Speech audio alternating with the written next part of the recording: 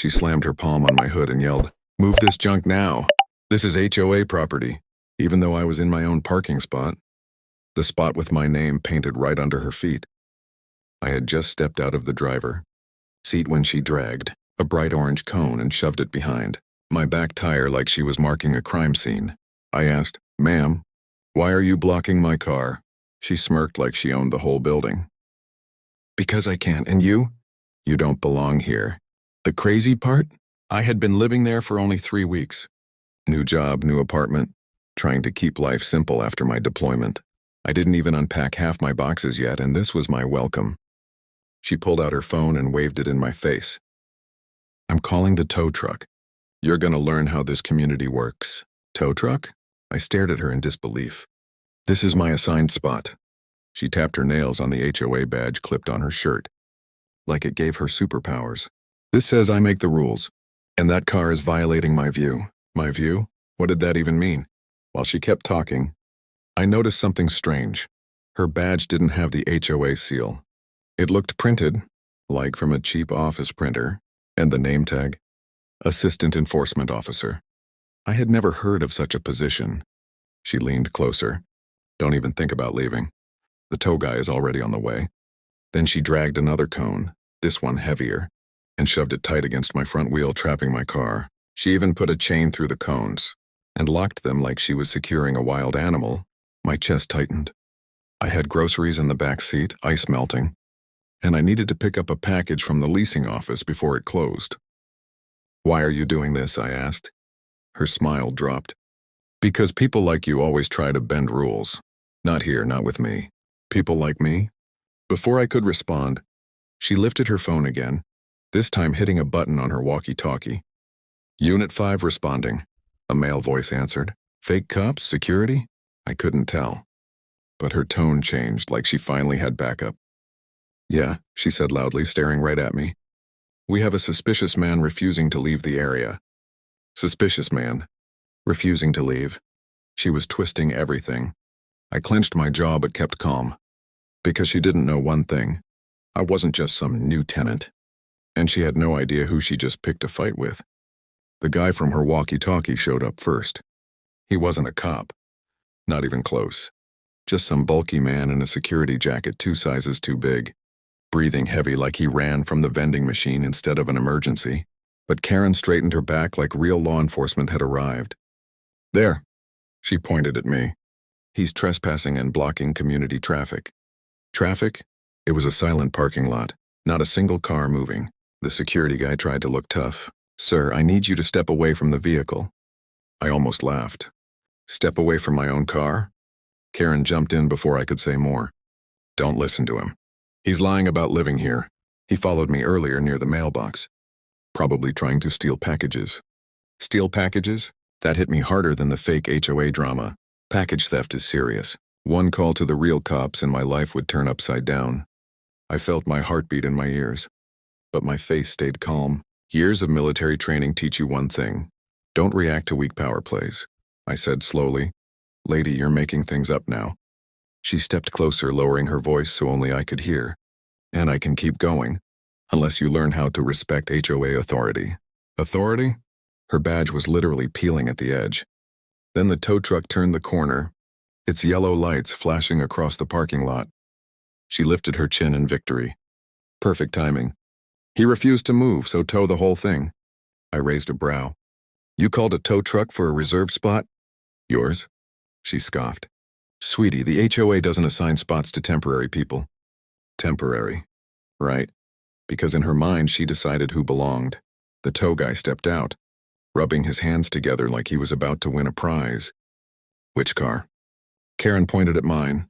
"That one, remove it. Owner's not allowed here."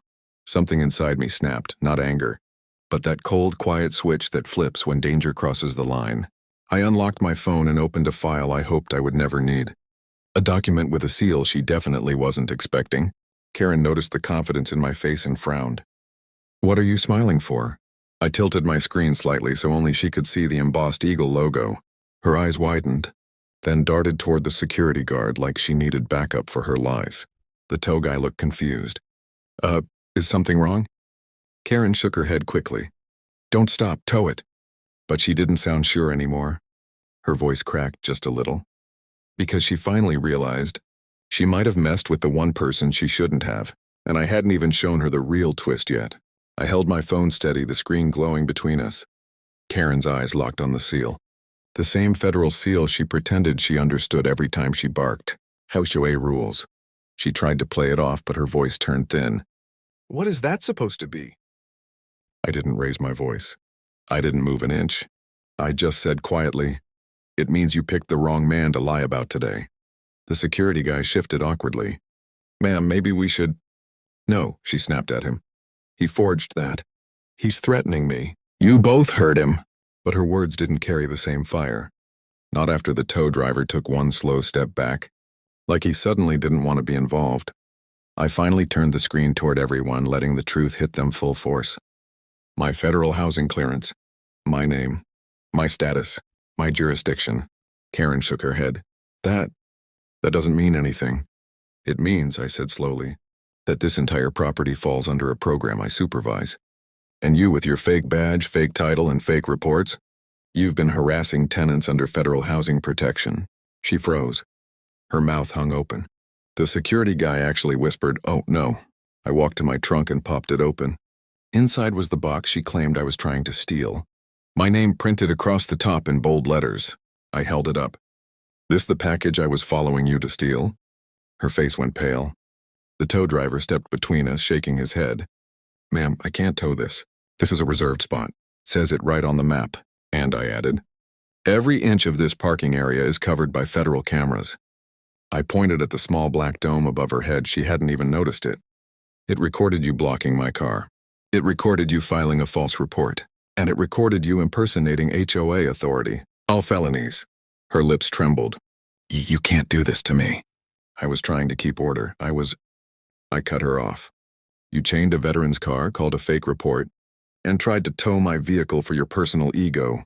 Right on cue, 2 real police cruisers pulled into the lot. Not for me. Not this time." The tow driver had quietly called them when Karen started yelling about forged documents. He knew something was wrong. Karen tried to run toward them, but one officer held up a hand. "Ma'am, stay right there." We saw the footage. She went still, like she'd been unplugged. Her fake badge hung crooked on her chest. The officer looked at me. "You want to press charges?" I didn't even need to think. I want her banned from this property and charged for impersonation and false reporting. She scared people here. The moment they cuffed her, she screamed, "This is my community. I make the rules." But no one listened. Her own voice faded under the sound of the cuffs clicking shut. The officer nodded toward me respectfully. "Thank you for your service. We'll take it from here." I watched as they put her in the cruiser. Her face twisted in pure disbelief, like she still couldn't understand how her power vanished in seconds.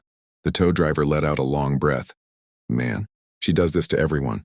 "Not anymore," I said. As her car pulled away, the parking lot felt calm again. The cones were still chained around my wheels, but that didn't matter. Justice had already crushed the lock she tried to put on me. I looked at my parking spot, my name painted bold on the ground, and whispered the line I knew would stick with anyone who heard this story. I didn't serve my country so someone like her could tell me I don't belong on my own land.